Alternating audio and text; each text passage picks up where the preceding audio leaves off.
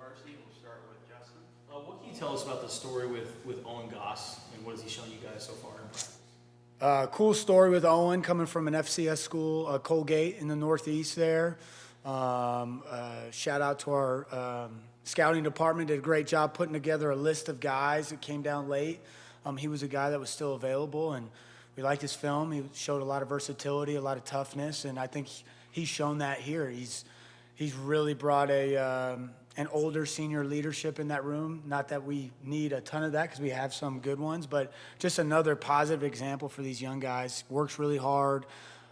Position versatility, does a lot of different things. So you guys were there at the scrimmage the other night, had a great night, showed how physically ready he was, and that this isn't a big jump for him. You know, there's good players at all levels, and I'm happy we got him on our team.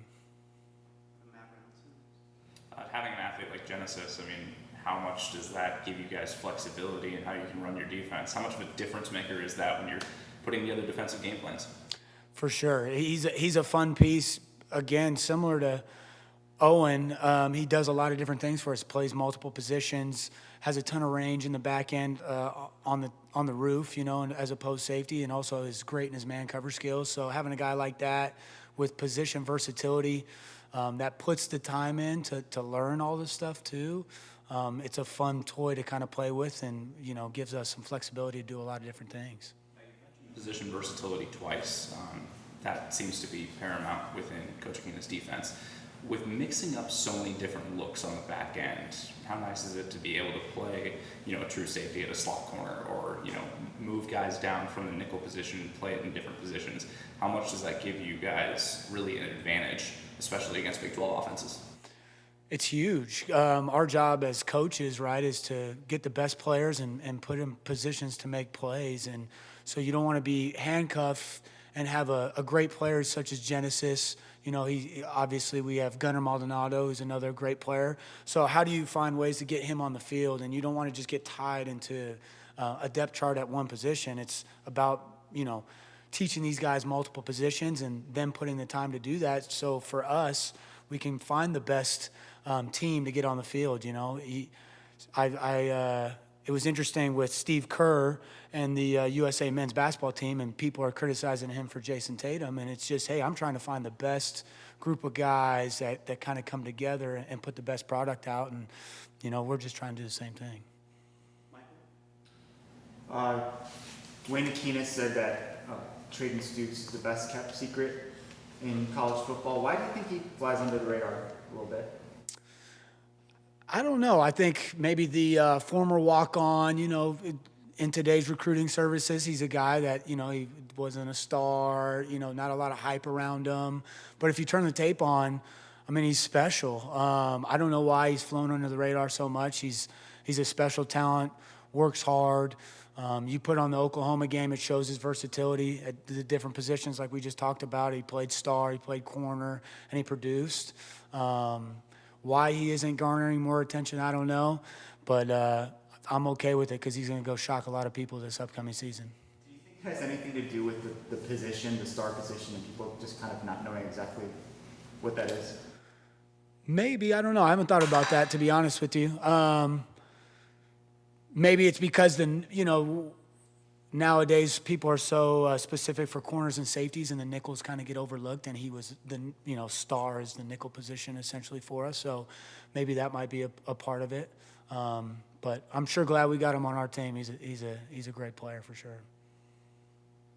How much are DBs blitzing this year compared to last year? We're doing a lot of different things. I think similar to last year. And, you know, right now it's kind of toys and throwing spaghetti at a wall and seeing what sticks, right? So we're doing a lot of different things in camp, and then seeing what sticks out to us, what works, what doesn't. Right now it's just Coach Aquino always says we're trying to build a better mousetrap, and I think that's, you know, kind of going into our blitzes. We're trying to see what works best, what doesn't. And so I think there's some differences, but there's still some similarities. We're blitzing a lot of guys, and he says if we have a special weapon, we're going to fire them. So we're seeing who those are out there, you know. As you continue continue your progression as a developmental coach, there seems to be like kind of a conflict when it comes to scouting at the NFL level, that they want guys to be at the corners or safeties, but when you talk to any NFL DB coach, they want positionless guys that can play all over the place. Clearly you are teaching versatility, but how do you balance that with, you know, developing guys to the next level, but also needing them to be able to play multiple positions? It's on us to monitor that and keep rep counts. We keep rep counts of where guys are playing, what positions, how many snaps they're getting at, you know, star versus corner for Stooks, or star versus safety for somebody else, you know, and just making sure we're managing how many reps they get at different things. And then when it comes to game week, you know, saturating them in one heavier than another, because that's probably what they are, but also making sure they can play multiple. And that'll benefit them at the next level, right? Because the more you know, the more you can do. You know, it's hard to stay on a roster, and being able to play multiple positions will be able to help them, you know, elongate their careers. So I think not only for us as a team is it beneficial, but it's beneficial for them later on. I know there were a lot of other pieces that were involved in last year's team, but the run that you guys went on to end the year, how do you think last year set you guys up for this year? I think it built a lot of confidence with this group of guys. Obviously, you know, our camaraderie and our team leadership is just different. It's special, and I think building on that from last year really puts us at a nice trajectory. Now it's our turn to just take, you know, the lessons and the lessons and the confidence from last season and let it grow and continue into this year. Even though it's a different team, there's a lot of guys that are from that last year's team. So bringing the young guys along, the new transfers along, and building that confidence with them, I think has been huge. I know you don't really work with him closely, but just thoughts on Marquise Groza-Killebrew and what he's brought to the secondary.